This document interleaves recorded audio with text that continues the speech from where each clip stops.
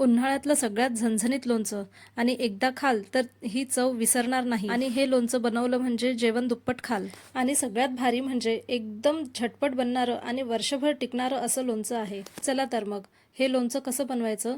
तर मी इथे 2 ताज्या कच्च्या कैऱ्या घेतल्या आहेत आणि 250 ग्राम हिरव्या मिरच्या घेऊन छान पाण्याने स्वच्छ धुवून घेतल्या आणि नंतर सुती कापडाने पुसून घ्यायच्या. आता कैरीचे छोटे तुकडे करून घ्या आणि मिरच्या पण मधून कापून घ्या. आता हे कैरी आणि मिरच्या आपल्याला एका चॉपरमधून बारीक करून घ्यायचं आहे. आणि मिरच्या ह्या कमी तिखटवाल्या घेतल्या आहेत मी. तुम्हाला जर तिखट आवडत असेल तर तुम्ही तिखटवाल्या मिरच्यासुद्धा या लोणच्यामध्ये घालू शकता. असं चॉपरमधून बारीक करून घेतलं की आपल्याला एक मसाला तयार करून घ्यायचा आहे. त्यासाठी लागणार आहे आपल्याला 2 चम्मच बडीशेप, 2 चम्मच जिरे, 1 छोटा चम्मच मेथीदाणे, 3 चम्मच अख्खे धने आणि अर्धा चम्मच काळी मिरी. मंद आचेवर भाजून थोडं थंड झालं की आपल्याला मिक्सरमधून फिरवून घ्यायचं, ब्लेंड करून घ्यायचं आणि थोडं जाडसर असं हा मसाला ठेवायचा.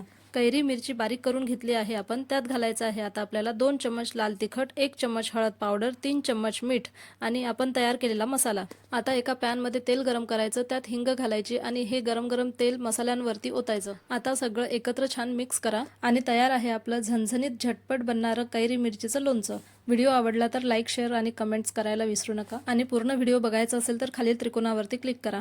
Bye bye.